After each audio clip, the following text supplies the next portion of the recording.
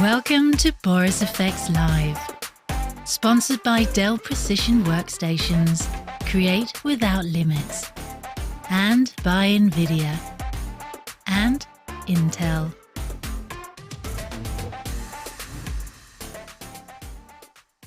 Hello, and welcome to Boris FX Live. My name is Ben Brownlee for Boris FX, and I'm delighted to see you here all today. We're going to have Scott Kelby joining the stream later. Scott is the president of the National Association of Photoshop Professionals.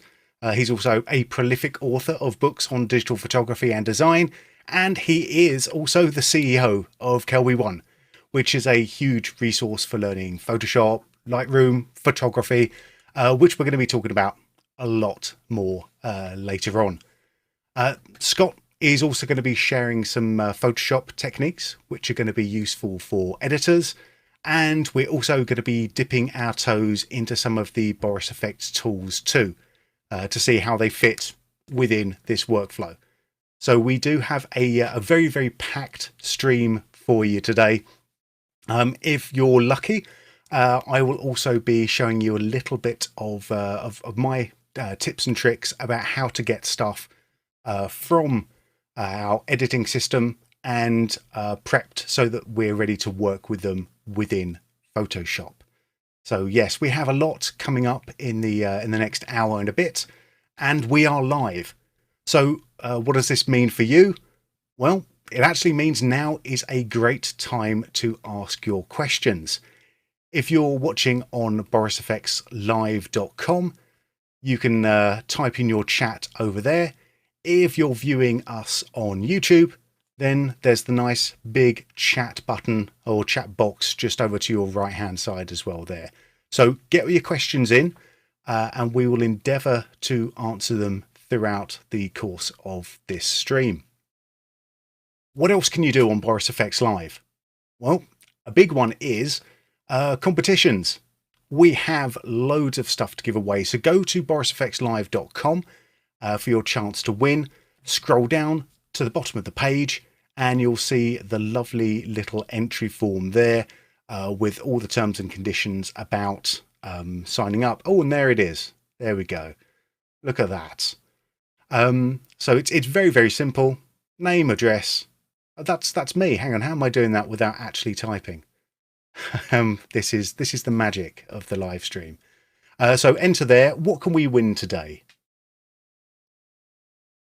This is my cue for mission control to change the slide.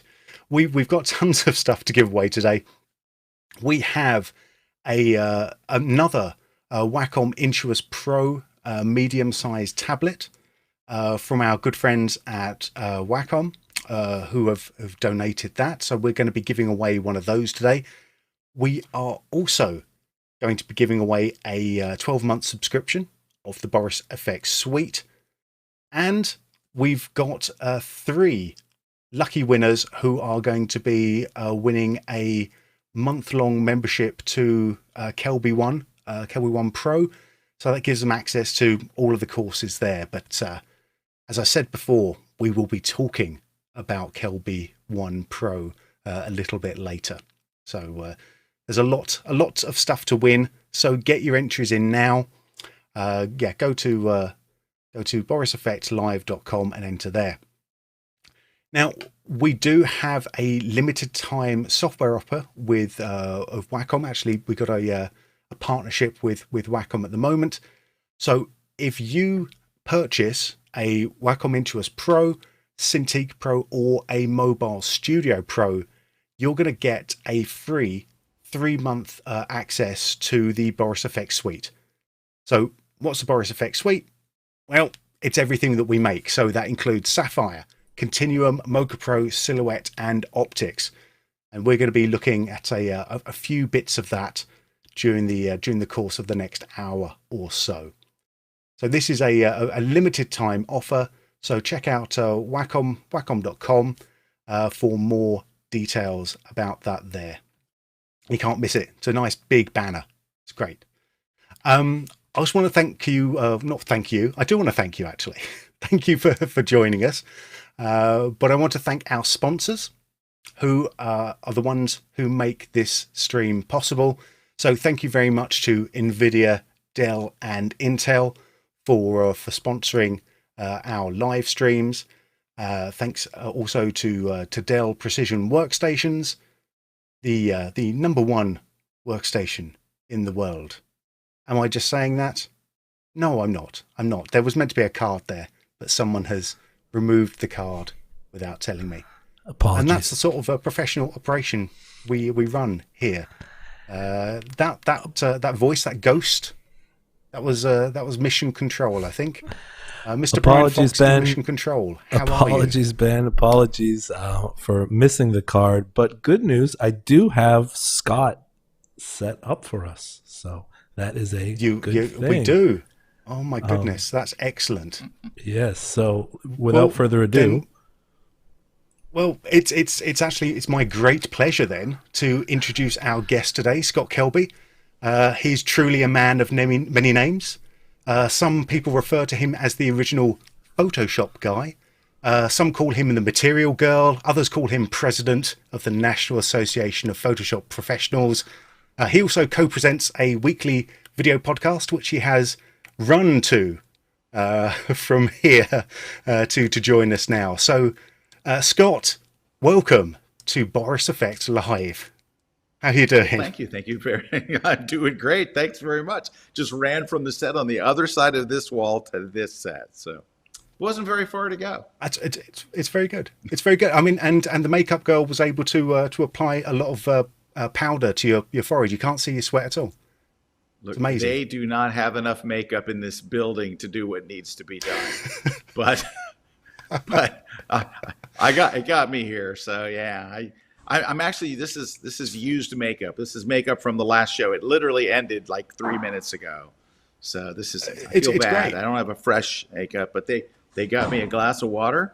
It doesn't really match my set. It's from the grid or the other show on the other wall. But I got something. I'm happy. Well, there you go. And it's cross promo, isn't it? That's it. It is. Yes, I actually can't show you my my glass. There we go. Yeah. So watch the grid if you're not watching the grid. Not now. No, you're watching this now. No, not now. Watch the grid later. It just ended. No. Yeah. Exactly. So it's really nice to get to talk to you, Scott. You inadvertently, or not inadvertently, but probably indirectly helped to shape some of my Photoshop career from the early your books in the early noughties. Really helped me out. It made me think about things like channels in a whole new way. So yes. Oh. Well, that was the last time I wrote a good book, so that's good. It's the 90s. I think. When was that? That must have been 2005. Yeah, that sounds about right. Oh, back then, yeah. 2006. Oh, my books were already trashed by then. I had already given up.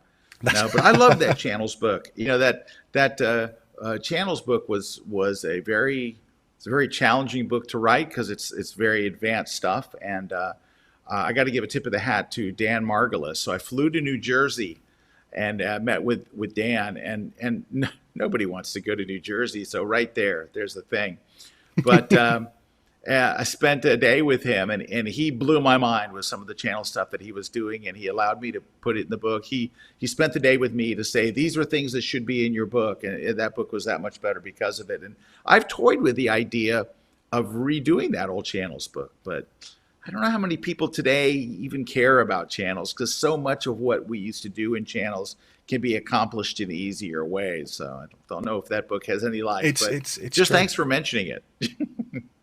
Thanks for even mentioning it. No. I mean, Dan's book. I mean, we're harkening back to one of my other favorite books, which was all about LAB color space. Yes. Which sort of spoke to me a lot more because I mean that was kind of a bit more analogous to video color space. So there was a lot of tricks in there that I could sort of directly, use in the video tools. But I mean, like you say, a lot of the tools now, they're doing all that stuff under the hood. You don't even have to go in and prod with it anymore because it's doing it all for you. But despite all that, I have an LAB channel trick today. I actually do. I have a very Fantastic. specific, I kid you not. So it's interesting you brought it up because I actually have one. It's crazy. Well, it's simpatico is what we are straight away. Yeah, that's it. It's we're in sync. Well, let's it. Shall we let you introduce yourself a little bit? Could you tell the audience, because you're well, obviously very well known in the Photoshop world, but maybe in the video world your name has cropped up because you are this kind of, I don't want to say haunted apparition that's sort of walking through walls, but probably something around about there. Sometimes these riffs go off the rails. It's Scott, going off. Tell us about yourself. Well, I there was a time where I was doing a lot of teaching for video editors. I used to speak at the National Association of Broadcasters, and everyone sitting in the crowd was nothing but video editors. And then as time went on, I became more photography centric. But back then I was teaching basics Photoshop skills and special effects for videographers. And today I'm surrounded by great videographers. So here we have 11 studios here at the KelbyOne headquarters. I got a great team of guys that are tremendous at Photoshop, and they're tremendous at Premiere Pro and After Effects and all the different apps that we need. So I don't get involved in that stuff as much, but Photoshop is used, and this is why Photoshop is it's used by everybody in every genre. It's used in major motion pictures. It's used in billboards. It's used on the web. It's used in every magazine. Everywhere you look where you see an image, at some point it touched Photoshop. So that's why I think learning Photoshop skills is so important. It is the ultimate tool to use, right? I mean, think about it. What are we going to do in After Effects? Take a bunch of layers that you made in Photoshop and animate them, right? It's a tool that we use that if it's not the final product, it builds part of the final product. Like everything, it's like salt. It's part of everything, and it's a great part of it. So it's like that, and that's what I've been doing. I run a whole organization that teaches people Photoshop, Lightroom, and photography. So that's my day job, and I'm at the office today. So that's what I do. Well, should we talk about KelbyOne a little bit? Well, I would love that. I think. Well, no, let's not then. Let's idea. save that till later. No, let's not. No, I think. Well, I'll just keep it really brief. Brian, bring up the website. Bring up the website. All right, there it is. So, but we have over 800 courses on everything from Premiere Pro to Photoshop and photography and Lightroom. It's a very photography-centric type of place. So we're mostly teaching photographers, and we teach just a ton of also graphic designers, Photoshop, Lightroom, all kinds of stuff. So I mean, just you can take a look at here's the last 6 courses: what to shoot when there's nothing to shoot, panoramas, creative portraits, landscape, travel photography, lighting portraits with the iPhone, working smarter and faster, So it's all kind of, very photography centric. You can buy individual courses for $29, but most people wind up subscribing, and they get access to either a big section of them, or they go with our pro account and they get everything, including access to a community. And it's like an association for photographers, an educational association is what it really is. So that's kind of that's it. That's the deal. And you can join for $10 a month for our monthly plan, or $20 a month for everything. And that's all unlimited access to all 800 courses. We do a new class every week, which is kind of fun. And we just constantly releasing brand new cool stuff. And we do online conferences, and we do webinars like what we're doing here. And like we just left a weekly show we've been doing for 9 years. Every Wednesday at 1, called The Grid. Oh. And today we were critiquing our viewers' images. So they send in 3 of their best images, and we tell them why their images are horrible. No, but we're honest. We it's so hard to get an honest critique of your work. And here's why. Your spouse isn't going to be like, yeah, dude, your stuff's not any good. You need to sell your equipment, right?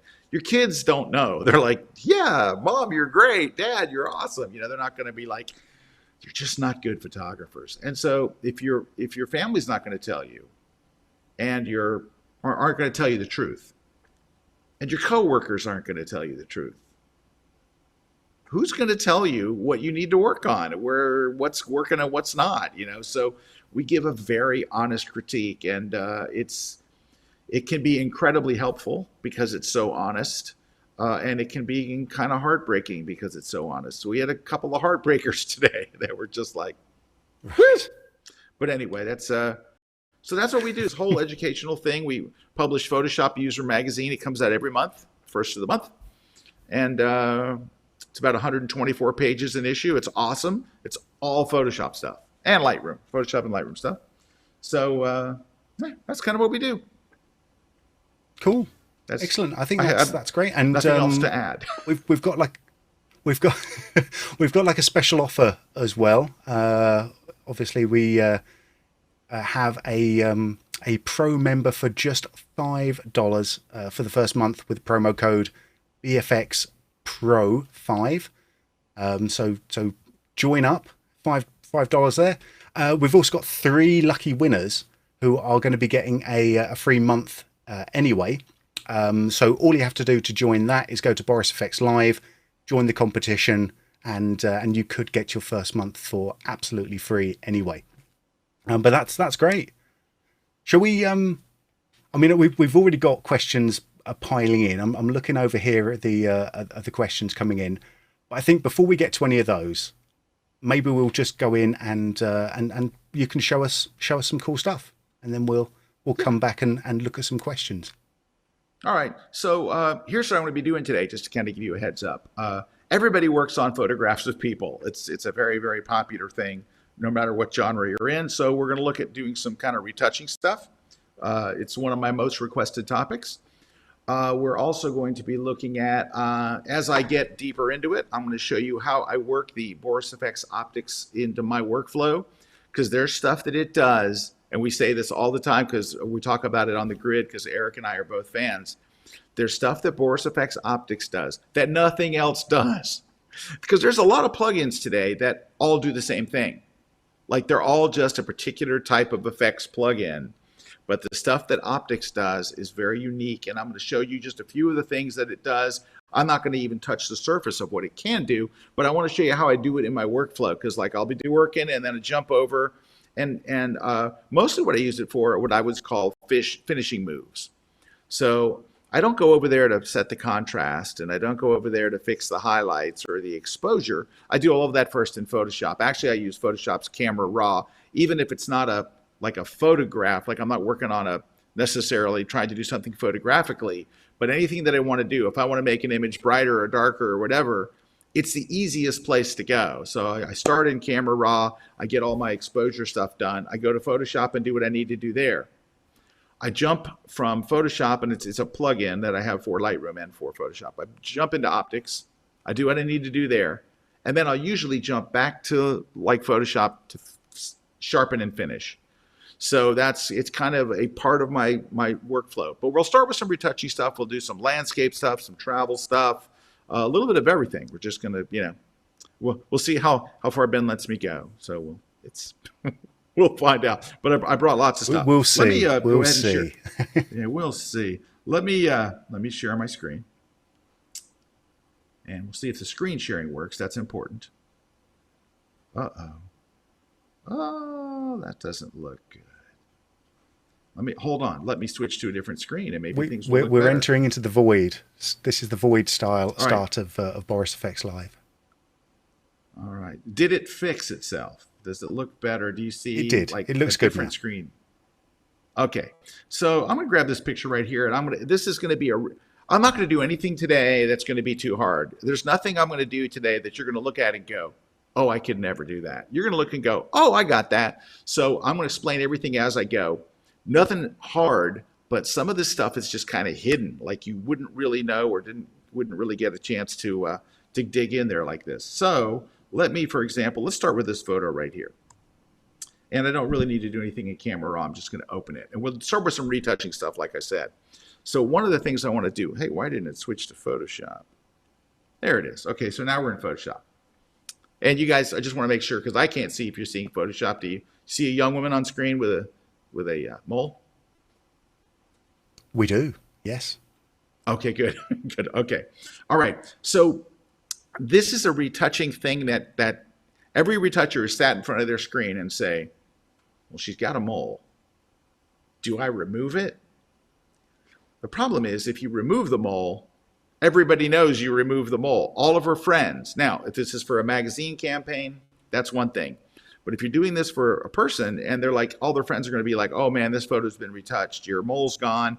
And she may not want that mole done. But here's what happens, and this is just a weird thing about flat objects. When you're standing in front of her, honestly, I photographed this model numerous times. I don't remember. You asked me, does she have a mole? I wouldn't have even remembered. It doesn't stand out until you take a photograph. When you take a photograph and this living person that's breathing and has a personality and has a vibe and movement and a smell and all these different things, and you flatten it into an image, it's not like your imperfections now are visible. They're actually exaggerated. So what I try to do in situations like this is we cannot remove her mole. And this works for freckles and it works for scars and whatever it is that you want. So here's what we're going to do. We're going to go and we are going to actually remove it at first. All right, so there we are. We're going to get in close. I'm going to take the spot healing brush, or actually the regular healing brush right here. So if you haven't used it before, it's very simple. You're going to hold the Option key if you're on a Mac. If you're on a Windows PC, you'll hold the Alt key, and you click in a nearby area of skin that does not have a mole. All right, so you would Option, click on a Mac. You would Alt, click on a PC. Then you make your brush a little larger than the thing that you want to remove. You move over it and just click, and you can see it's gone, which is not what we want to do. It's great that we've removed, an imperfection, but you don't want to make this so obvious. So here is the easy and phenomenal retouching trick. Go up under Edit and go to Fade Healing Brush. And it brings up this slider. And the best way I can describe this slider to you is this. It's undo on a slider. Undo on a slider. So if I took it all the way to 0, you'll see the mole again, right? There's the mole. If I take it to 100, no mole. If I slowly lower it, I can pick the exact amount to where the mole is there, but it looks more like it does in real life. It doesn't stand out. It doesn't jump out. It doesn't draw your eye, and it shouldn't unless it's, if you're Cindy Crawford and you want a characteristic mole, like look at my mole. But for most people, I'm going to do this. This is for a scar. This is for all kinds of things like that. And then I'm going to back off, and you can see it's there, but it doesn't stand out nearly as much. And you can go to the history panel over here and do a before and after. So here's before, all right, and it's very dark. And then after, it's just back quite a bit. Still there, but back. So that is, I'm showing you this one first because this is one that, and this idea you're going to use quite a bit throughout retouching, which is to not remove, right? We don't want to make a person who's 85, we don't want to remove every wrinkle. In fact, let's go ahead and do that next if we can. I want to show you a variation of what we just learned that I think you'll find really helpful for getting rid of wrinkles or dark circles under eyes or things like that. So let me just close this one. Let me jump over here and we're going to grab this gentleman right here. All right, we'll just open him up. So we're going to do the same idea, but we're going to do it a little bit differently because we've got a lot more to deal with here. So step one is we're just simply going to make a copy of the background layer, right? So we're just going to go here and I'm just going to duplicate the layer. Just drag it down here to the little, it's a square with a plus sign in it now. They finally changed it after all these years. But there you go. We're working on a copy. So the original is there. And it's very important to work on this copy, not because you don't want to be not destructive. This trick only works on a copy. All right, so that's step one. Step two is we're going to use probably the spot healing brush. So the spot healing brush works just like the other brush. You make it bigger than what you want to get rid of, but you don't have to option click. The Photoshop will try to pick a good spot. It doesn't always, but that's the idea. And here's what we're going to do. We're going to go in here and just paint over his wrinkles. And we're going to remove every single wrinkle. Now, I know this goes against everything I just told you, right? But for this particular technique of getting, we don't want to get rid of wrinkles, we're going to reduce wrinkles. And I'm going to do it very quickly because we could be here for a while. But I'm just going to do it quickly. It's not going to look perfect. But here's the good news about this. It does not have to look perfect because of what our second step lets you get away with all kinds of stuff. So don't worry about making it perfect because it's not going to be. It doesn't have to be. So let's just get it close. All right, there we go. That side's probably done. And so you're going to be like, wow, this is the messiest retouch ever. It's going to get better at some point, I certainly hope. All right. Now, he's going to look 13 when we're done. Hang on. Let's go in there. All right.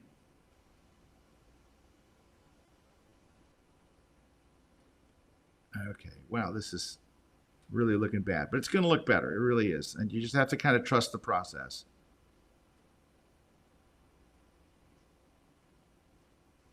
All right, and get rid of that.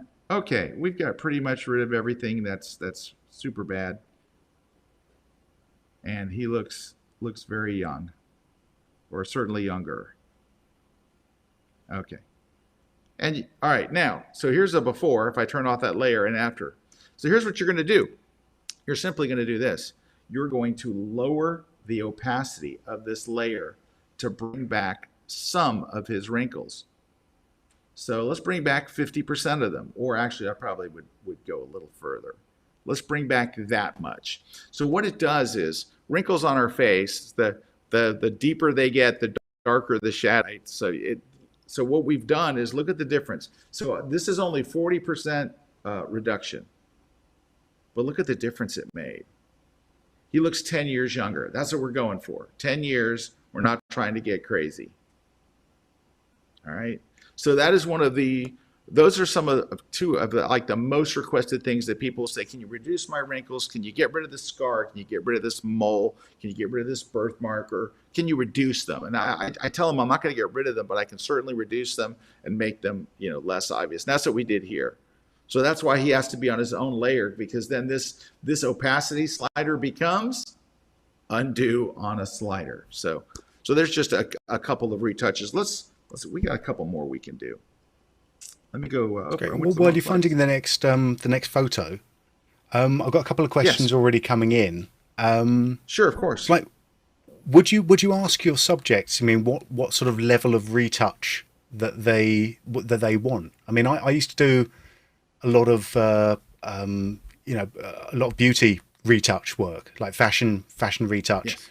And then pretty much they wanted out of a 1 to 10 scale, they were usually going for like an 8 at the bare minimum. I would let other people get to the 9 and 10, but if you're doing things like family portraits or things like that, where does the line go there? Okay, this is a great question, and I'm going to tell you what my philosophy is, because most of the time I don't talk about retouching to the client at all. Now, if you have an art director, which is what you were probably having when you were doing your fashion photography, if you have an art director, you're probably having to get direction from someone else that says no further, do this, make them thinner, do all that stuff. I don't generally have an art director. I'm generally my own art director, right? I'm working on my own images. So here's what my overall arching thing is. My job as a responsible retoucher is to make the person look like they looked when they were standing in front of me at the shoot, right? So if I can make them look like they did when they were in front of me, I've done my job. So I wouldn't say to my client, so do you want me to make you thinner? We know that certain angles in the camera can make you look wider, right? We know that there's all kinds of things that you can do with lighting and mistakes you can make with lighting that will make people, they're not flattering, make them look heavier, or they say the camera adds 10 pounds and you're like, how many cameras were on you? No, but so I just, that's what my overarching thing is. Does this look more like them? So, and I'm gonna take what that idea is and apply it to journalism. So I shoot sports as well. So I shoot pro sports, and I've shot for a newswire for many years. And there's a code of ethics for retouching sports figures. You can do things that make the photo look more like it really did. So if the white balance is off because your camera was set to fluorescent, you can fix that. If the photo is not as sharp as it was, because there was some movement with your hands, you can fix that. But you can't move the ball over 2 inches so it's in a more interesting position, right? There's a code of ethics for journalistic photography. And I apply that same kind of thing to my retouching. If it makes you look more like you really looked when you were in front of me, then I do it. And I generally don't do that. Now, I don't do anything beyond that unless the customer themselves asks for it. If my portrait session, I've had people lean over and say, hey man, can you get rid of this scar? Can you make me look a little thinner? If they ask me, and they always whisper it, they kind of, can you make me look a little thinner? They lean forward, you're like, uh-oh, here it comes. Then I'll do their request. But I generally won't do that to them unless the photo is like, wow, they didn't look that heavy. Then I'll fix it. But that's, I just try to, if you keep that as your guiding light, make them look like they did when they were in front of you. Now, I want to make them look like they had a good night's sleep too.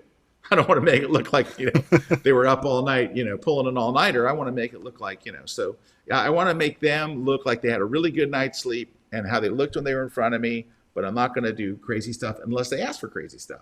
Then it's crazy time. Hope that answers the question. Excellent. Thank you. It definitely does. That's great. All right. I've got this next one is going to take a couple of steps, but it's so worth it. I don't want you to think because it has a couple of steps it's hard. They're super easy steps, but I want to show you how to create what I call, and I think other people have called it, an eye kicker. It makes eyes just sparkle and shine, and it's awesome. And I'll show you how we do it. It's so easy. It's just a few steps. So don't let that throw you off. All right, so let's get up to the eyes. There we go. So here's what we're going to do. We're going to add a new blank layer. So we're going to click the little X with the plus in it at the bottom of the layers panel, and we just make an empty layer. On this empty layer, we're going to make a circle. So go get the elliptical marquee tool over here in Photoshop's toolbar. And I'm going to make a circle that's kind of close to the size of her eye. I don't want to go all the way to the edges. So it's, 85% the size of her iris. Like that.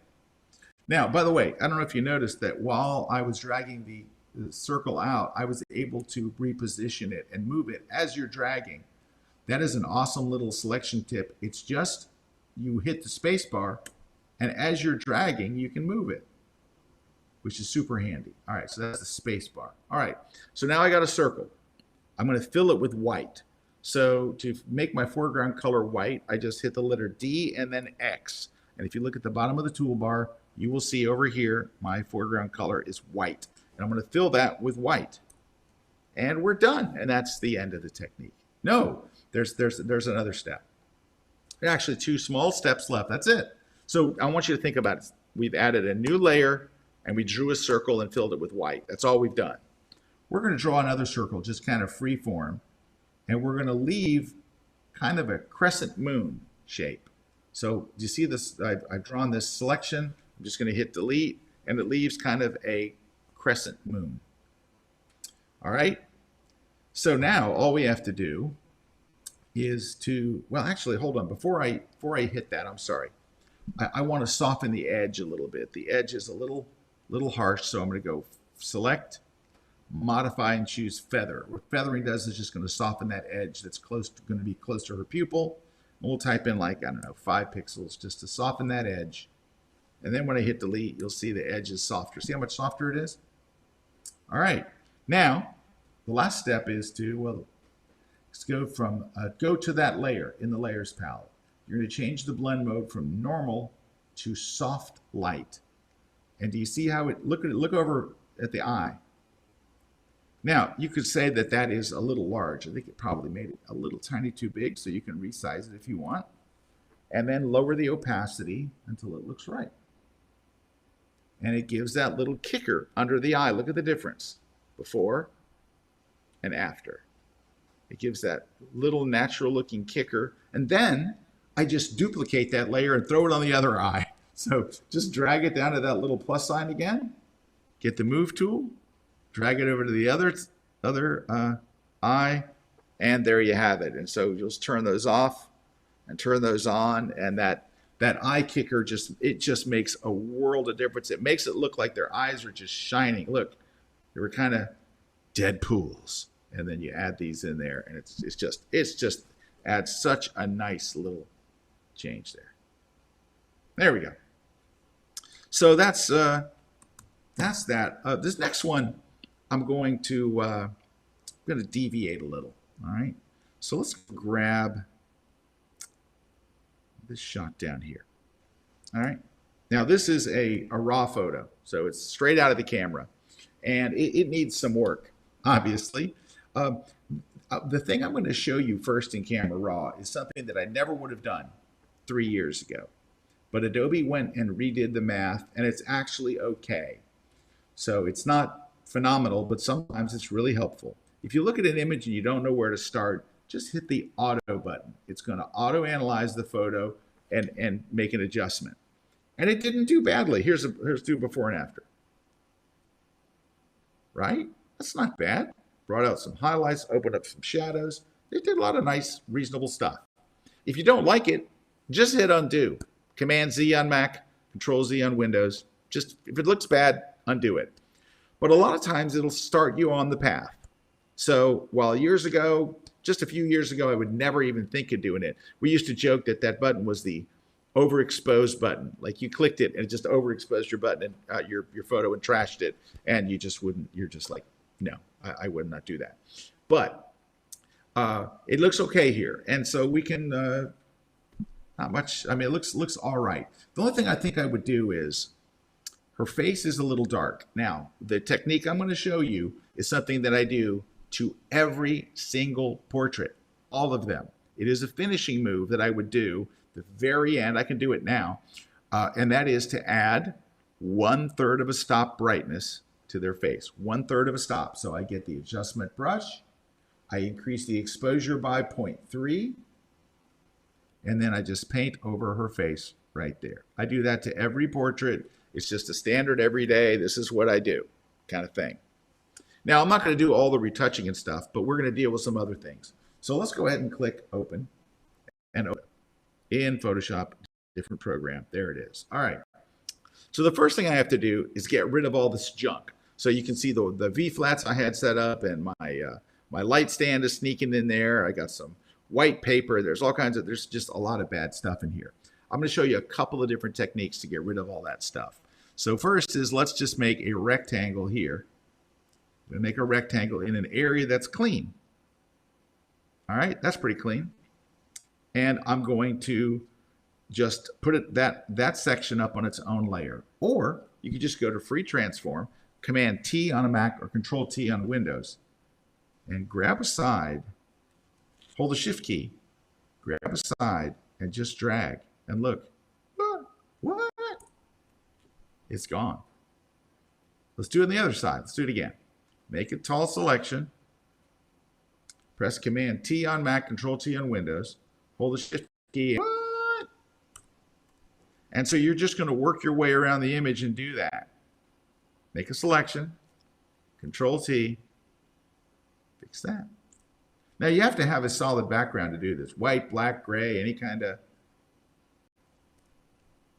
but it works. Command T on Mac, Control T on Windows. And then you can get rid of this stuff down here the same way. Let's just bring this over here. Drag it that way. It's cheating. I know. Yes, it is. All right. And it's cheating, but it also gives you a much nicer result than just trying to clone tool it over the, over the edge. All right. And we'll pull this down here. What? Okay. Now, up here, you've got this area, and there's a lot of different ways to deal with this. One way is to go and clone in just that area. But before I did that, what I would do is this. I would select her head. There's a nice tool for this called selection tool. You could select her head. Make sure you get all of it. When you put this around her head, what you're telling Photoshop is only do stuff inside her head. That's why I go and choose inverse. Inverse is, it takes the selection and reverses it. So now her head cannot be touched. And all the rest of the photo can, but her head is protected. So then I would go get the clone stamp tool, come over here, and I can, oops, sorry. I have to alt click it alt clicks like that. Look, you can't even paint on her head if you wanted to, because you have that reverse selection on her head. So you would go in here, get rid of all that stuff. And let's not let my cursor actually repeat her head. There we go. And that would be one easy way to get rid of it. And then you've got this kind of ugly square up here.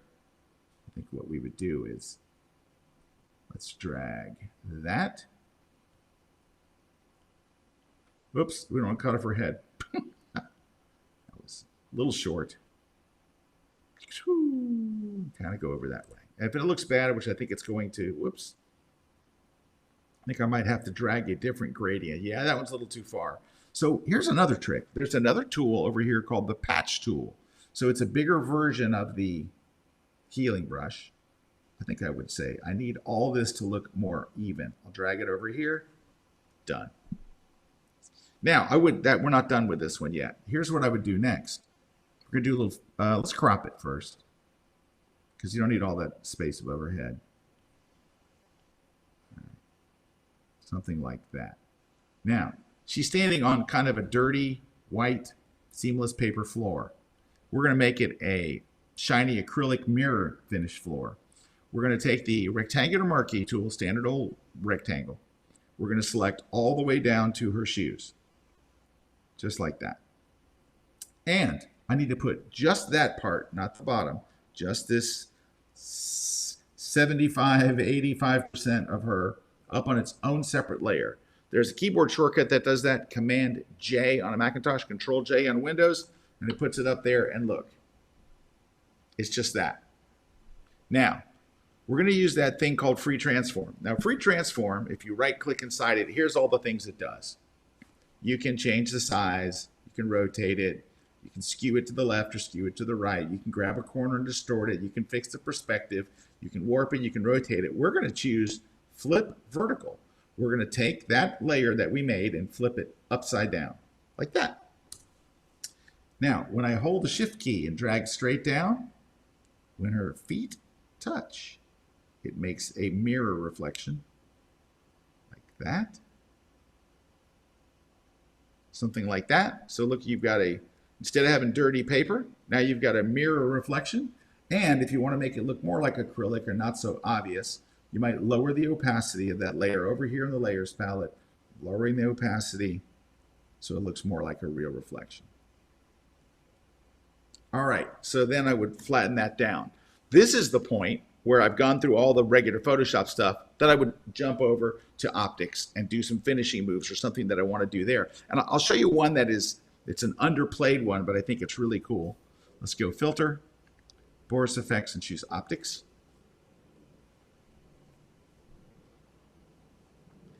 And it's over in the light section. So now it's obviously throwing a lens flare in here that we may not necessarily need. But if you scroll over, there is one that I particularly like. Well, there's a number of them that I like, but it is, let me find it here. Well, one I like is Reflector. We're going to go there, but the one I'm looking for is Key Light. This is the greatest little relighting tool. Watch. Are you seeing how it's relighting? It's like changing the position of the light, and it just gives you such a different look. And so when you want to like show a client, how about this or how about this? It's one stinking click. It's one click and you've relit the scene. Now, the other thing that I like is Reflector. Now, when you go and choose one of these, I'll just, what they do is they've chosen a preset for you, right? They'll usually choose like one of these. In fact, I think it usually is like the fifth one in. And what I tell friends that are using Boris FX, I tell them, look, they had to pick something as a default, right? Now, sometimes it'll say default, it'll be the top one.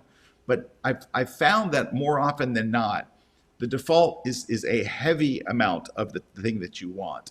So first off, you would not use a gold reflector indoors. Gold reflectors are for outside, where you want to bounce the sun. Because if you use a reflector on a portrait outside, it looks funky later in the day. Like you're bouncing white light, but you got a yellow sun. It looks funky. So here in a studio, we always use silver reflectors. And all they do is, look at that, it just bounces some light back. But it'll generally start you at a very punchy one, and you're like, oh, this doesn't look good. Just back it down. And so here's how I think about these presets. And I think what they've done is brilliant.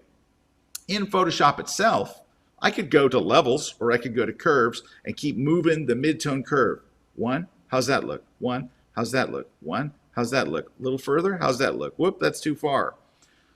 By showing you all these thumbnails with the effect already applied to it, you don't have to have any real expertise, or you just can go, which one of these looks good to me? Oh, it's Silver Reflector 4. Done. And that's it.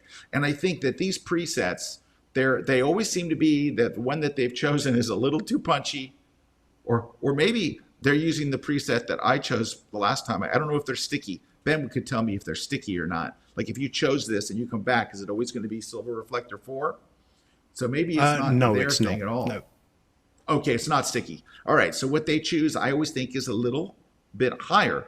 But you can go in there and get this nice, fashiony, sharp look with 2 clicks. I clicked once over on the key light, and then I come over here and I click on reflector, and then I'm just going to go ahead and apply that. And it's going to take, and then I will bring it, look at that. All right, now I can do a finishing move here. Now I can finish this off. I got just 2 last little things to do, and then we'll talk some more. Let me go to the bridge.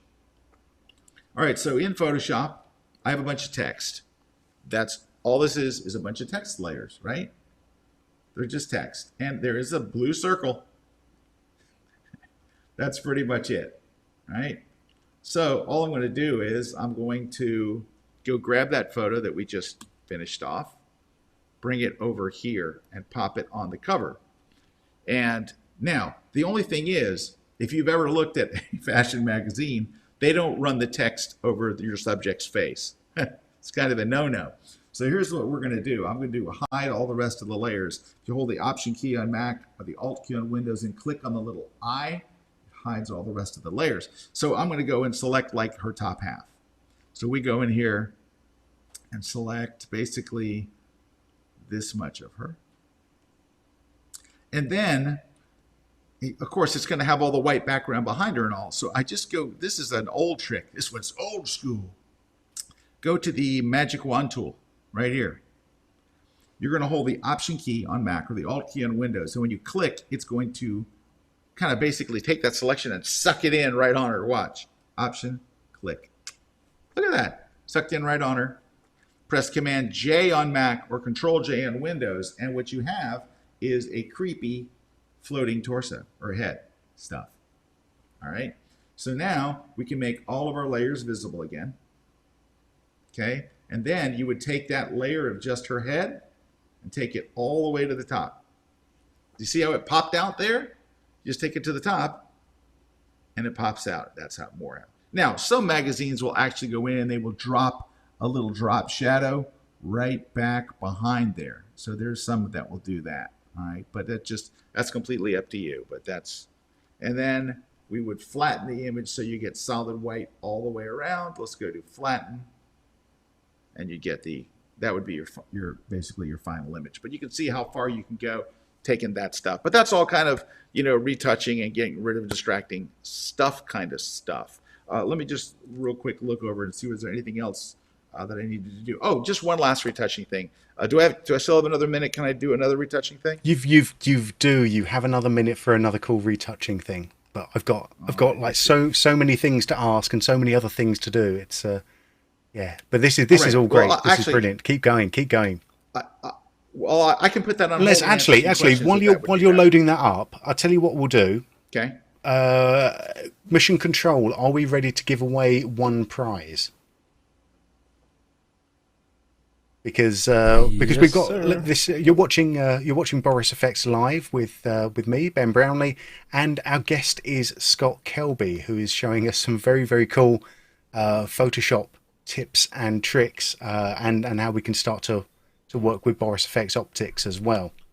And we have some free, or not free. What we call them? Like winners, prizes. That's what they're called. Like prizes to join KelbyOne. So if we could give away one of those, give me 1 second, Ben. I'm working for gosh, you. Okay, I'm gonna keep vamping now. So the other thing, if you're enjoying this stream so far, I'll just pitch the stream, and there's a little button that looks like a thumb. If you're watching on YouTube, if you can click that upwards thumb and make sure that's blue, that would be lovely. It costs you nothing. It helps us out a lot. It lets us know that you are enjoying the stream, of course. If you want to join in the competitions, there is still time. We've got a ton of prizes to give away, including the KelbyOne memberships. We've got a Wacom Intuos Pro tablet we're giving away, plus a 12-month subscription of the Boris FX suite. So all you have to do is go to borisfxlive.com, scroll down to the bottom, and join the competition there. But our first winner, look at this, Jesse. Well done, Jesse. Please, Jesse F. Congratulations for winning the 1 month subscription to KelbyOne. I do apologise. I think me not attempting your surname is probably better than me mangling your surname. Well done, Jesse. Congratulations. We've had a few people ask about the KelbyOne. We do have a promo code. You can become a pro member for just $5 for the first month with the promo code BFX Pro 5. So that's Boris FX Pro 5, BFX Pro, the number 5. And this is running out. Actually, it runs out very, very soon. So get on that. And I think if we're ready, we can head back over to Scott. All right. So I've got one. I have one more retouching thing that's kind of cool, and it is a whole AI kind of thing that is using facial recognition and stuff for retouching, and it is honestly it's pretty darn cool. So for many years there was a plugin, or there still is a plugin called Liquify. If you go into the filter menu, there is a plugin called Liquify. The idea behind Liquify was it moves your subject around as though they were made of putty or some kind of viscous liquid. You know, they're made of molasses, and you can just kind of move them around. So there's a brush that does that. It's right up here at the top, and I'll give you a visual representation of it. It does this. Lovely, lovely. So that was the idea, is it lets you do these awful things. All right, so that's what it did, but retouchers over the years found a way to use it, and I can actually show you a couple of things that it does that's very, very nice. But primarily we don't use that so much anymore because they use AI, they recognize the face, and they assign a slider to everything in the face. So for example, let's take a look. Let's go back to Liquify here. And if you go down here to, there it is, Face Aware Liquify, this whole section. And look, it is assigned sliders to everything in their face. So for example, if you wanted to change the width of her face, you go to the slider here and you just tug it in. And you can see it's very smart about the way that it does it. If you want to strengthen her jawline, you can just drag it to the left, which is something I do on a lot of portraits of men. To adjust her chin height up or down, you can just do that here. Her forehead, and she doesn't need all the stuff that I'm doing here. I'm just giving you an example. The mouth controls are really great. You can control the amount of smile, like come on, a little more, A little more smile. There we go. No, too much. Not too much. A little bit. So you can control that. You can control each lip individually. So if you want to make one lip bigger or smaller, you can. I love this one, the mouth width. You can make it wider, which I think is really nice. Mouth height. This is my favorite because you can make people talk. Hey, what's up? What's going on? Yeah. But there's that one.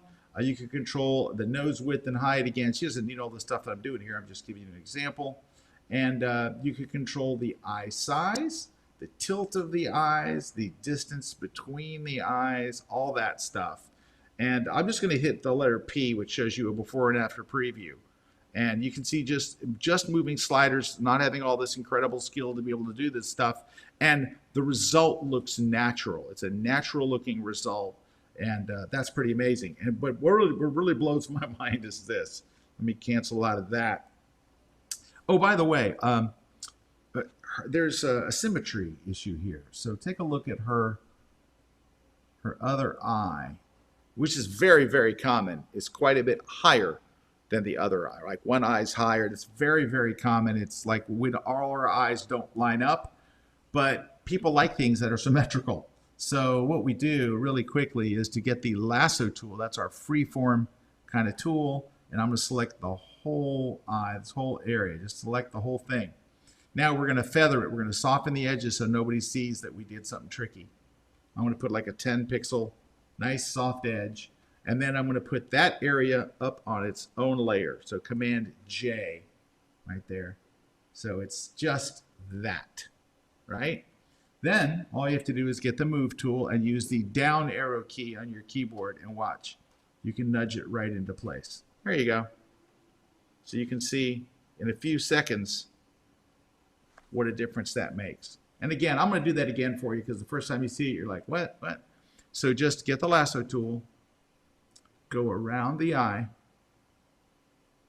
soften the edge. That's the select menu under modify. You're going to choose feather, 10 pixels, and you're going to press Command J if you're on a Mac. You're going to press Control J if you're on Windows, and it puts that area around her eye up on its own layer. Then you switch to the little move tool and hit the down arrow key on your keyboard to nudge the eye in place. Why don't you see a big line, or why isn't it obvious and all? Because of that feathering. That feathering blends the edges and makes it very soft, and that's what makes it work. And you can see here, we could probably pull down a guide, maybe a little couple notches lower. There we go. And you can make a very symmetrical look there. So you can see what a difference that made. All right, now one last thing, and then we'll go on to something completely different, or somewhat different, which is, what do you do when you have a group shot? So how do you handle that whole facial aware thing when it's a group shot? Ready? Look at this. Select face. Is it the first person, the second person, or the third person? Isn't that crazy? You can just click one, and now it recognizes that third face. And look where he's like, wasn't quite happy enough. There we go. Now that's a happy Jason. All right, there we go. No? Yes. So you can adjust his smile, and you can adjust anything, his face width and his jawline. Let's strengthen up that jawline. There we go. All right, so you get the idea. That's just amazing technology. Okay, so I'm just going to blast out of all that. Okay. Now, did you want to take some questions, or do you want me to roll on to something else? Yeah, I think let's take a couple of questions. I just want to say thanks everyone to who is joining us here at Boris FX Live for this presentation. We have a lot of stuff still to do. It's still time to get your questions in. So if you're watching on YouTube, then you just use the chat box just to the right of the stream. If you're watching on borisfxlive.com, then you will also have the chat window next to your viewer as well. We still have time for you to win prizes as well, including Hang on a second. Yes, go to borisfxlive.com for a chance to win. Scroll down to the bottom of the page. That's where everything is. I'm going to be waving what you could win, or one of the things that you could win, in my screen as it is. We have a Wacom Intuos Pro tablet to give away. One of these fellas. Actually, not this one, because this is mine. You can't have mine. You'll get a brand new one. And we will also be giving away a 12-month subscription to the Boris FX suite, which is everything that we make, including optics, which we're going to be seeing a lot more of in a second, Sapphire, Continuum, Silhouette, and Mocha Pro. So that's so we've got 2 winners there. We also have a couple of prizes left for the KelbyOne training course. Oh, sorry, training membership. So it's 800. Is it 800 courses, Scott? Yeah, it's a ridiculous amount of courses. Yeah, ridiculous amount of courses for all things Photoshop, crazy. Lightroom, photography, and there's too much stuff. Have you thought about just making it smaller? Is that part of your business plan? Well, you know what it is? It actually becomes somewhat smaller all the time, because as new versions of software come out and stuff, like, you don't want to have a tutorial on Photoshop 6, you know, you don't want to have old stuff on there. So yeah, we prune the trees quite a bit, but we're always adding new classes. We add a new class every week. So we're probably add between 52 and 60 classes a year. So if you prune 20 off, it's okay. You're still growing. Goodness. Positive. Yep. Still growing. Yep. That tree is still getting bigger.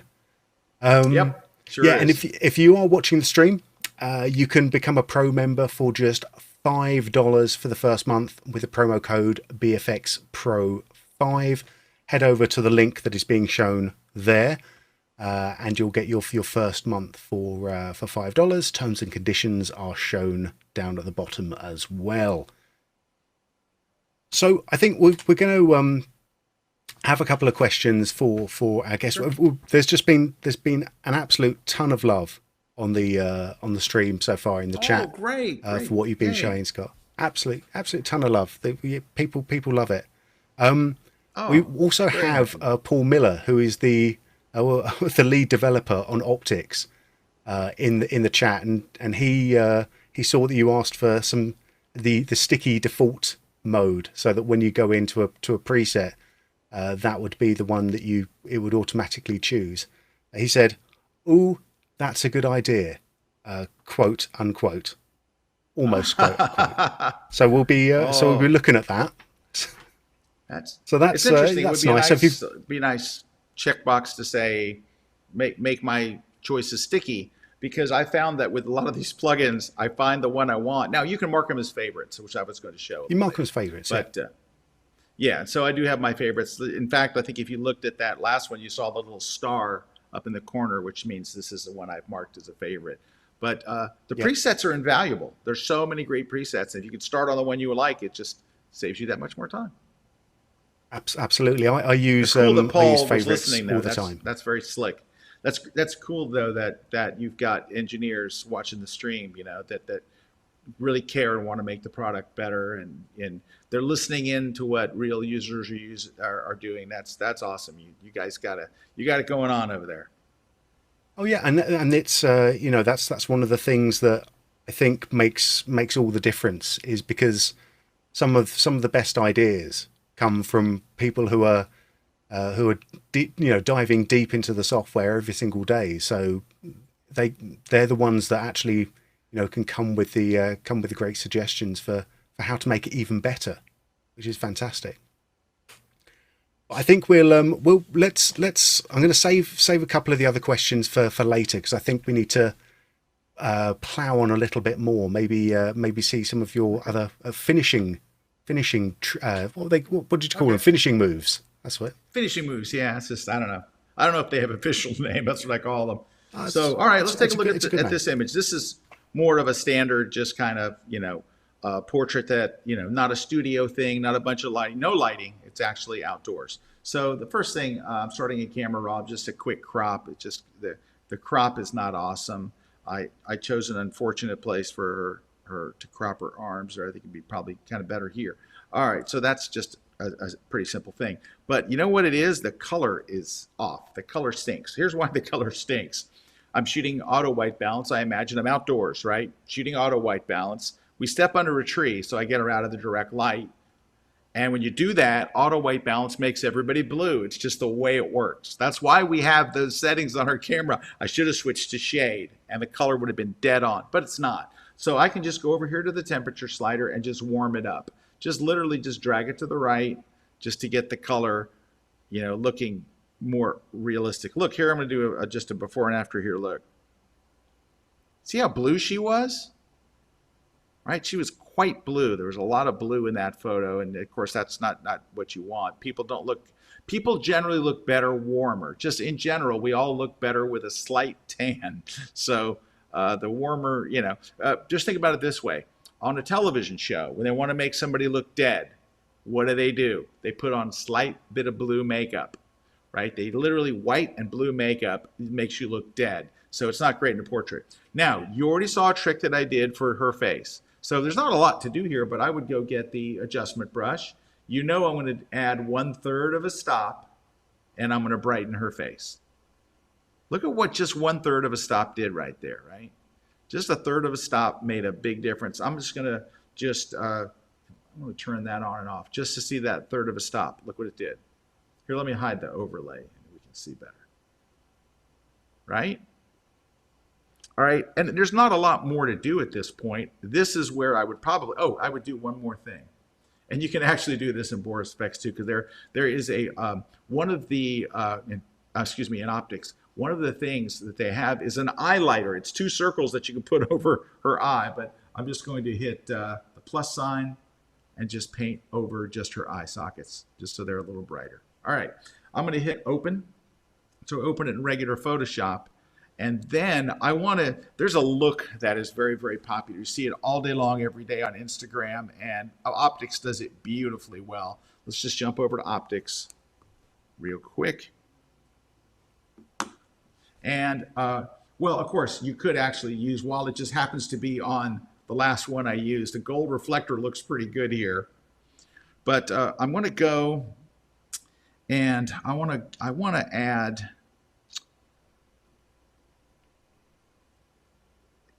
is it under light?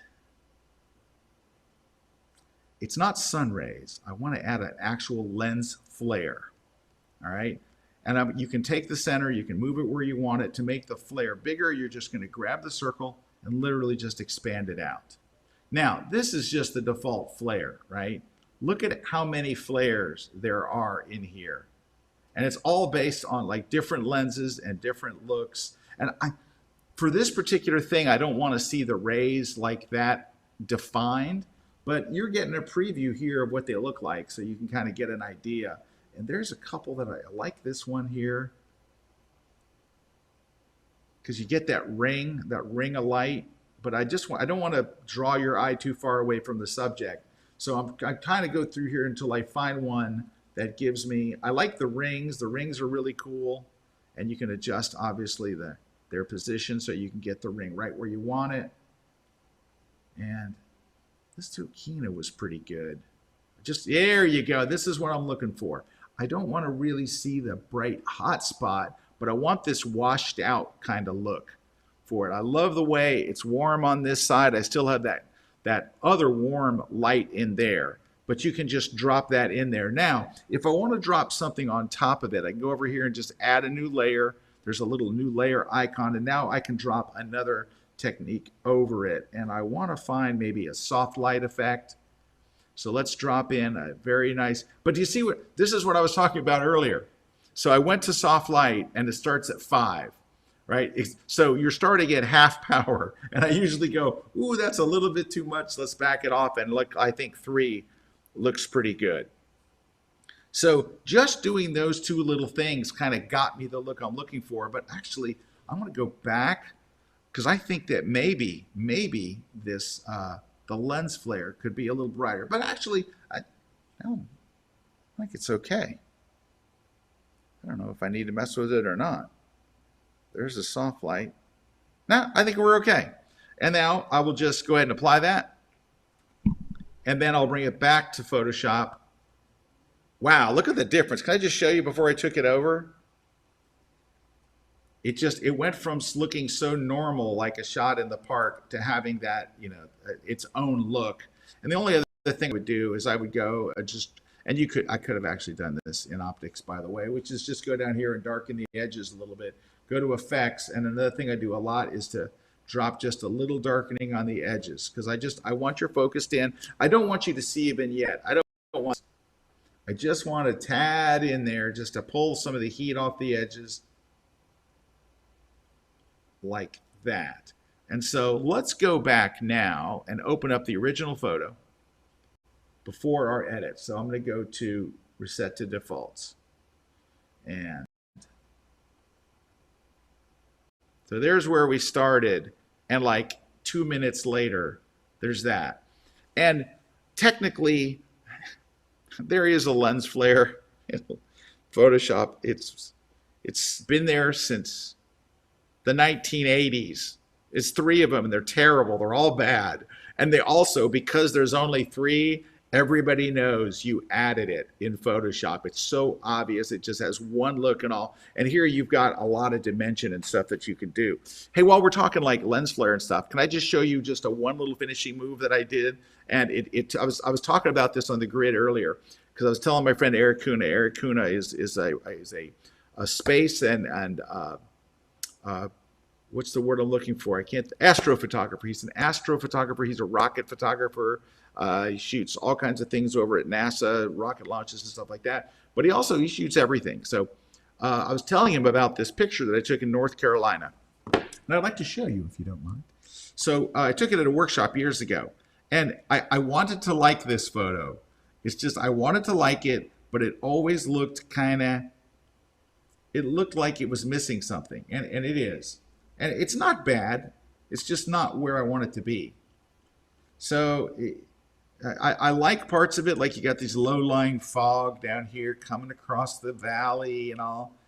But every time I looked at it, I'm just kind of like, and I'm going to add just one single thing, and it's going to make, I think, a huge difference. And I wrote down my settings because I wanted to make sure that I show you just right. But I wrote them down, and I've applied these same settings to other photos. It's awesome. So we're going to go under the filter menu. We're going to go to optics.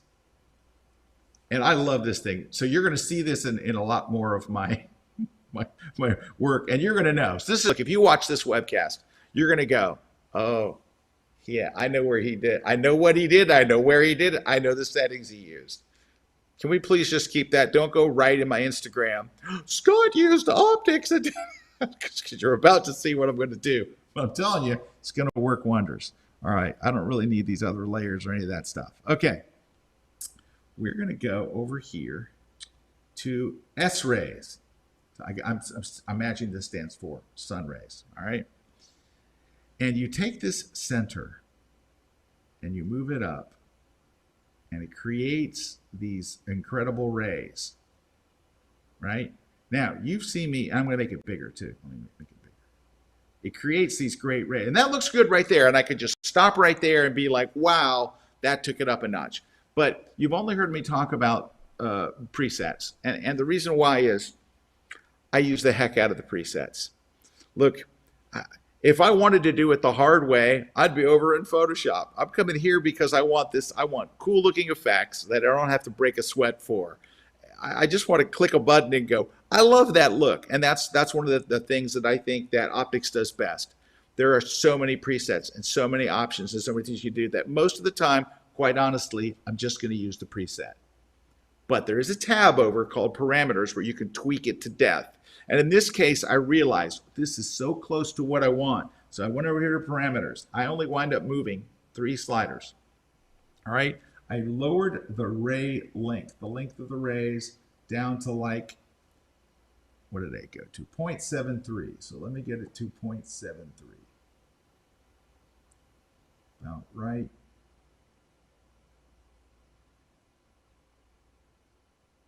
There. All right. The brightness, the ray brightness, I went to 7.4. And that's going to get very, very bright. 7.4. And my third change was I lowered the threshold down to 0.3. And this looks nothing like what it did. Let me make sure I got everything right here. 7.3, 740. I only moved 3 things. Why does it not look right? Do I not have this in the right place? Hold on. It could be that I can't reach my, there we go. Hold on, maybe I just have this too high. Okay, here we go. That's what it was. I had it too high. Let me just zoom in a little bit here.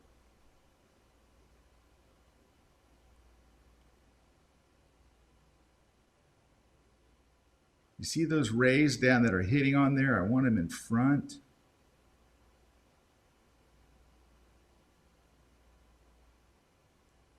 This isn't exactly the look. And I wrote down the numbers to make sure that I would have it right. And then here I go, and in front of a crowd, is that right?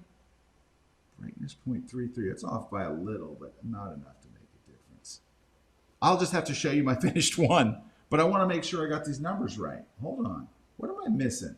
Ray brightness, 740. Yes. Ray length. I think I have my ray length wrong. I think that's where my issue is. Hold on. I even made a screen capture of it. This is how bad this is. All right. So Ben, why don't you tell them about subscribing to the webcast while I go look up my finished photo? I can absolutely do that. I'm just going to say that it is stall. Vamp present. We've got lots of stuff to do. I mean, it's really interesting that you gravitated to the light effect, because those really are some of the big ones in optics. Oh yeah.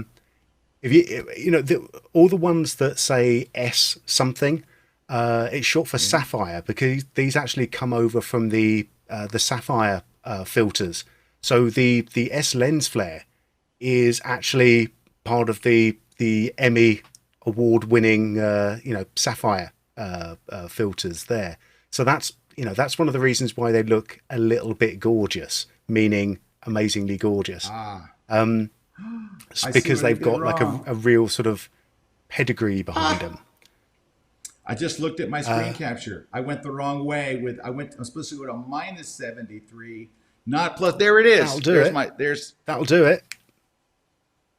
Here we go. Let's cut back. Complete wrong way. Look at that. That's what I'm looking for. Like when I saw those first rays, and that's it. I mean, I wrote my numbers down, but I actually took a screen capture because I want to be able to use those exact same settings again. So just to give you them correctly, the rays, I only use 3 things. The rays length is minus 0.73, not plus. Yeah. Plus. Minus 0.73. And being able to have like reverse rays is so useful for creating these kind of realistic God ray type effects. That's great. Look at that. I'm telling you, the light stuff is just incredible. But you know what it is about it? It looks cinematic. It looks real. This is not the only program that does light rays. This is the only program that does light rays that are so realistic that you cannot tell that they were added, right? And look how much it took the picture up just by adding that, because now you're like, holy cow. And I've also played with moving this up to where moving it down to where the sky is just completely blown out. I mean, there's just so many interesting things that you can do to just bring it up a big notch. So I'm glad I was able to save that free fall that I was in. But I mean, it's probably worth mentioning as well that if you want to sort of focus that effect even more, you can use masks on this effect. So all of the layers that you're creating can have multiple masks applied to them, and different blend modes applied as well. Right. And one thing that I'll do a lot is once I've applied it, I'll go over here to the layer opacity, and then I can dial in how much. If I think it's a bit too much, I can just use this kind of like you saw me doing in Photoshop. I can control this. So this is my volume slider basically over here. I can have none, or I can have it just creating. Now, can I just riff for one more minute on this? Please. Because there's another one called Edge Rays that I find very, very useful. It's S for super, right? That's what it stands for. It's Sapphire, I know. Sorry, that was lame. But this one is also very good. But I find, again, I'm taking it off the screen, to where the source isn't right in the middle. I'm taking it up here to where it's like coming down and beaming that way. And then, of course, you can change your opacity, and you can also try. There's all kinds of different, crazy ones in here, and useful ones. It's not just. Ooh, wait, whoa. All right, I'm not going to waste all your time here. So I'm like, whoa, what's this? But there's just so many cool things that you can do that are just, And again, if you open it up and you go, wow, that's way over the top. But there's a place where it looks really interesting. So especially with like portraits and things where you're adding things to the background and stuff, I follow you guys on Twitter, and some of the creativity that I'm seeing and what people are doing with optics and all of your stuff. I mean, obviously the Boris FX family is much bigger than just optics, but oh my gosh, people are doing just amazing things. But anyway, I just kind of wanted to give you an insight into some of the things that I think are really cool. And we could play with plugins, presets all day, because that's what I love to do best. I love to do most. Do we have any more time? We're like 21 minutes over. Is that bad? Am I going to get in trouble? No, it's good. It's good. I think people are still loving it. So if you've got the time, we've definitely got the time. Look there. There's my settings capture. Look at that. What now you we look might back do at the though, old picture, and you're like, yeah, that's lame. Yeah, what we might do is actually give away another prize while we're here. How's about that? How does that sound in mission control? Oh, there we go. We got Mark Thornton, who has won a 1 month subscription to KelbyOne. Congratulations, Mark. Well done. Applause. I did have a sort of another moment with the previous winner. I just want to say thank you to Jesse Fireisen. I do try to pronounce everyone's names, but congratulations, Mark, as well, for the KelbyOne subscription. We will be getting that to you soon. And we have another one. We have our third and final KelbyOne subscription prize going to Lillian Herman. Lillian Herman, congratulations for winning that as well. We still have some other big prizes to come, so don't go anywhere. We'll stick around. We're still here. If you're enjoying what you're seeing, please hit the little thumbs up underneath the video if you are on YouTube.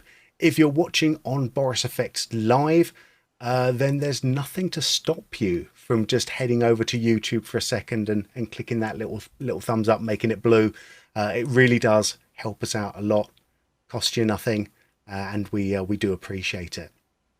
So without any more further ado, we still have one of these Intuos Pro to give away, plus a 1 year subscription to the Boris FX suite. So that's everything that we make, including optics that we are seeing here. So there's still time to enter. Go to borisfxlive.com, scroll down to the bottom of the page, and you will find full terms and conditions for our entry. Excellent. And with that, Scott, can we head back over to you? We do have another picture. I got a couple of things. I've got a really phenomenally helpful Photoshop tip. It's kind of a trick. And then I have another optics trick I want to show you. So let's start off with this picture. This the one that you see on screen here. I think this was taken in Cleveland, Ohio. I think that's the Cleveland Tower over there. Oh, come on, Ben. Give me a chuckle, something. Nothing? Okay. Oh, sorry. I was actually laughing. I'd muted myself because I'm trying to... I've just dropped lots of stuff on the desk, and it's all going a bit wrong over here. It wasn't a good joke anyway. Okay, so you got a chuckle. You got a healthy chuckle. Okay, thank you, thanks. Okay, so this is a very common problem that I see. So we're in Photoshop and we're toning our images and stuff, and we add a lot of contrast and things like that to make the photos look great. We add clarity and texture and all this stuff, and the photos look great. But what happens is you get a glow around the edges. It almost looks like someone took a marker and traced around the edges.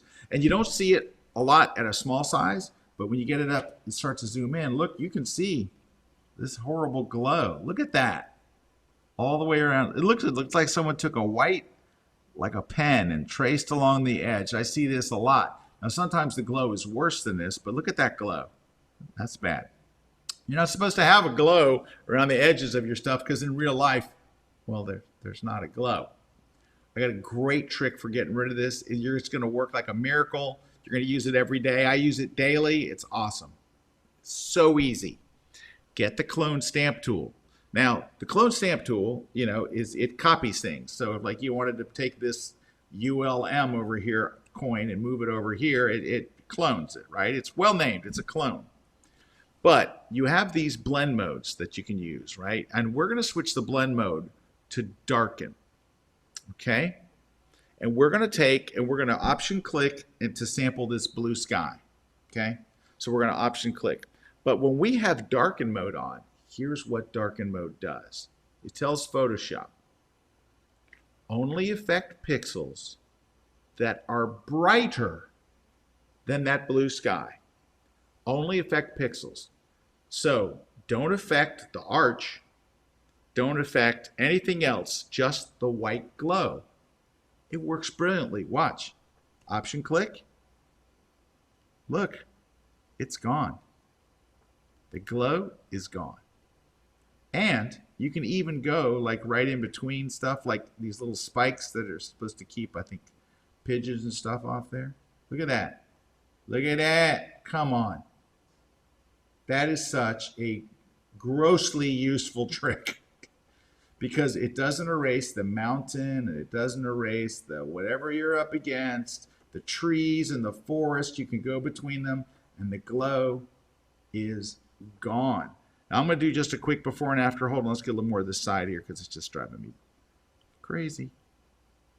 All right. So look, I'm going to do a before and after here.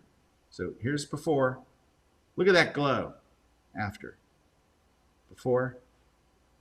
After. You know what's the worst?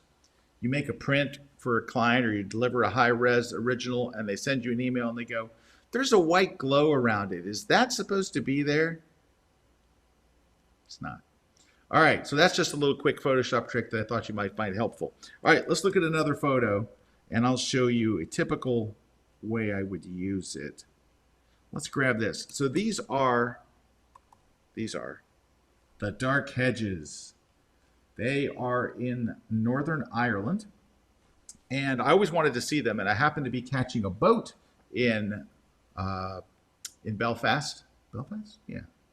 Was that Belfast? Yes, Belfast, not Dublin. That's in Southern Ireland. It's not really called Southern Ireland. This is not a geography lesson. I was up in on Northern Ireland, and it was close. Now, you would go there and nobody would be there because only photographers knew about it, but then it was featured in Game of Thrones. It was featured in a couple of episodes of Game of Thrones, and now when you go there, even at dawn, like I was there, it's full of Instagrammers posing and taking pictures. So what you would do is you take a small skunk with you. You release the skunk at the scene. It chases the Instagrammers off, and then you're ready to go. And it doesn't look like this, by the way, when you're standing there. What makes it look like all compressed and scary and all is using a long lens. Because I got there and I thought I'd use a wide angle lens and it looked terrible. Like nothing looked like, this doesn't look like anything. I put a 70-200 on it. I'm like, oh, it's the dark hedges. But it's missing something. It doesn't have the mist and the fog and all the stuff that makes it look really awesome in the movies or in some of the better pictures that you've seen. Now, there are times where there's people there and they really are getting fog, right? They're there early enough, and I was hoping to get a bunch of fog. I got very little fog, but I have a fog maker. Go under Boris FX to optics, and there's all kinds of things you can do here. there's an area of diffusion and blurs, right? So you can go, I don't want these other stuff there. There's this whole area of diffusion and blurs, and there is double fog. Now, of course, it starts on 5. So 5 is always going to be too much. But even just right there, I like double fog 1, right? Just even that one right there. I'm going to go ahead and mark this as a favorite. By the way, to mark it as a favorite, just hit the little star right up here in the right corner. It appears now there, and now I can just go right down here to favorites, and it would be waiting there for me. Right? All right. So when you're in this panel, it shows you there's your favorites. Oh, net. Look at net. I don't even know what net does or why it's called that, but this is one of my favorites over here. I don't even know why would it be called net? Is it putting netting over? Look at that. I think that's the one right there. But you know what? Guys, this is the fun stuff of photography. I'm sitting back and you've given me all of these choices. And all I have to do is now, this is where the creativity comes in. There's production. Production is, I got to fix that glow. I got to fix this. I got to fix that. Creativity is when you're forming the final image, where you're looking back and going, maybe this would look better with a warmer tint. So the next set down are the nets again. I don't know what the nets mean. I don't know why it's called net. And finding the one you like that's a warmer net, I would say, well, let me try 8. No, it's 7. You just know, that's part of the fun of it, is this is the one I want. Now, I can go further, I can make it darker or whatever, but I think that's it. I think we're done. We just hit the boom, we're done button. Let it render the net. And look at that. Look at the difference. So this is what I'm talking when I say I use optics as a finishing move, right? And there are ways you could get something, if you were really, really good at Photoshop and you had a bunch of time on your hands, you might be able to get something like that. But there are many things in that you just can't do. Like it's just, you'd have to be way better at Photoshop than I am to do some of the things that I can just do with one click in optics. And that's why we love it. And we're such big fans of it here, because I can sweep in, I can do the thing I want to do, and I can get back. But I enjoy the process of it. And now, I will be the first one to tell you, I don't get deep into any plugin. I rarely go touch the parameters. I'm a presets guy.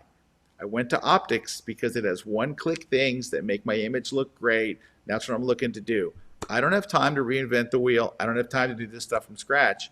I just want I want that to be my creative time, where I go in there and have fun, and that's what I'm showing you here. This is how it fits into my workflow, which is you may be disappointed to learn is a preset based workflow, but it is what it is. I wanted to show you what we have. So now we've now officially gone over by 33 minutes, and I just want you to realize I'm on the East Coast of the U.S. Lunchtime at the East Coast is 12 p.m.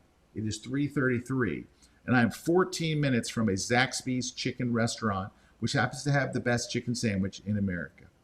So Ben, I'm going to turn it over to you to get me. Here we go. You get your last plugs in so that you can get your free chicken sandwich. Oh, I see. No, I see it. I'm right here. They do not give me. They have never given me, or will they ever give me, a free chicken sandwich. And here's why.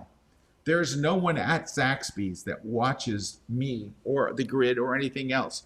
They're serving the most tasty chicken sandwiches. So I did a whole thing on my blog about like the best chicken sandwiches, and they won. And they luckily just from the last year or two opened one straight. I don't even have to straight down the road, drive through. You can just get it. It's brilliant. It's brilliant.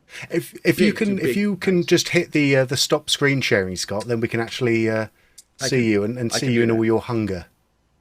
Just, oh yes, we see a pale and emaciated Scott Kelby. There you go.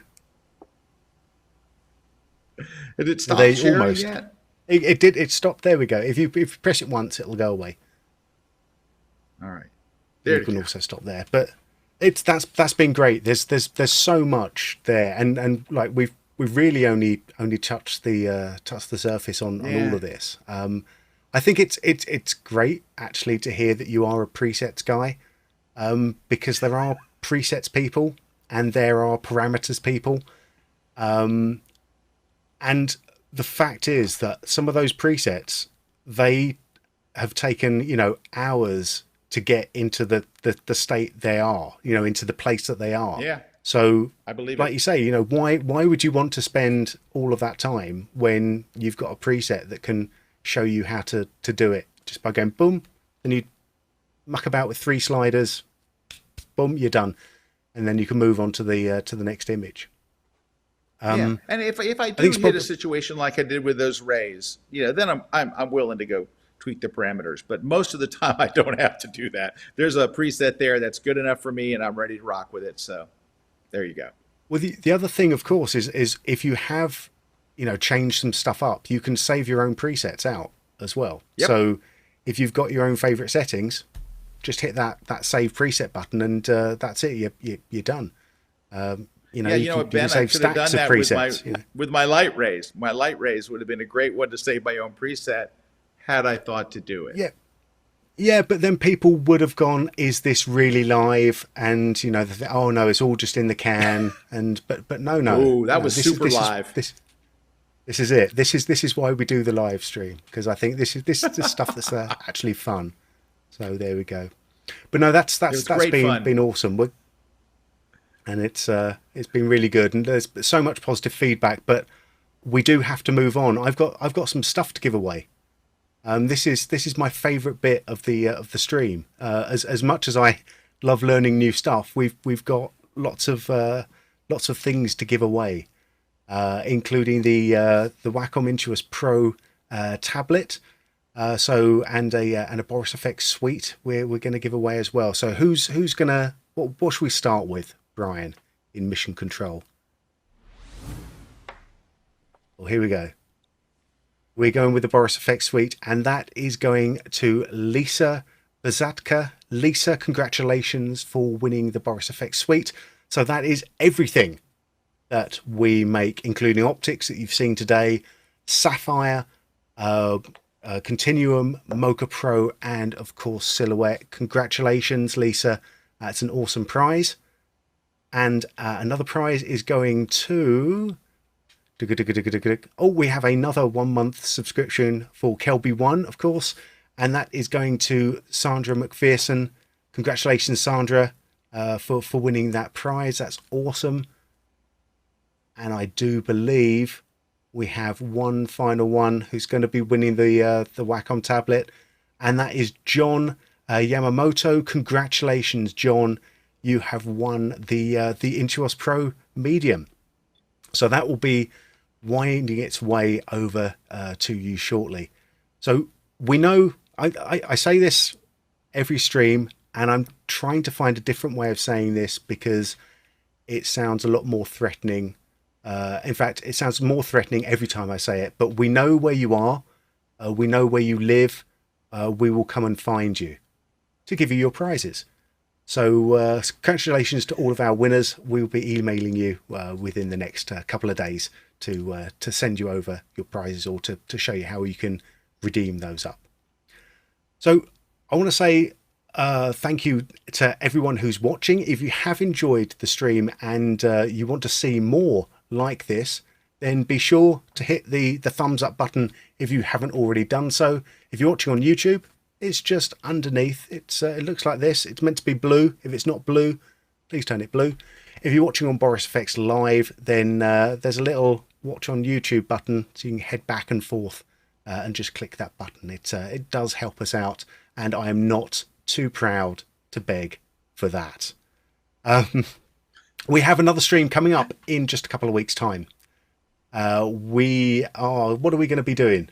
We're going to be doing Continuum 2021.5, I do believe. Is that correct, Brian? Yes, that is correct. The next live stream is Continuum 2021.5, coming up on Wednesday, June 23rd. if you've enjoyed what you've seen today and you want to see more stuff from Scott Kelby and his great team over at KelbyOne, we do have a great offer for you as well. If you haven't been lucky enough to win the prize, then everyone wins the prize of a big discount, 75% off your first month with the promo code BFX Pro 5. So just head over to the link in the slide there and use the promo code BFX Pro 5 to get 75% off your first month. Great. I think that's it. I want to say thank you again to Scott. It's been an absolute pleasure. It's been an honor to talk to you. This is one of the things I'm gonna get a bit mushy now, because this is one of the things that I really enjoy about these live streams, is that it gives me a chance to talk to people who have actually been instrumental in my a journey along as the in post-production and digital photography and just where I've ended up today. So it's wonderful to talk to you. Well, thank you very much, Ben, for any little minor help I was along the way. I am very grateful. As an educator, that's a home run. So thank you so much. I appreciate it. Thank you for being such a gracious host today and having me on. I really enjoyed it. It's my absolute pleasure, and we will be happy to have you on again. If maybe not, so you have to run between sets. For your own sake, really. Yeah, sure. I think for your own sake. Well, that's wonderful. Thanks again, everyone, for joining us today. We will see you very soon, and enjoy. If you've enjoyed, watching us now, then go over to the Boris FX training page. We have tons and tons of tutorials for you with all the different products that we make and loads of different techniques. So if you don't find something for you there, let us know and we will be sure to add it to our list. But for now, my name is Ben Brownlee for Boris FX, and I will see you again very soon. Take care, everyone. See you later.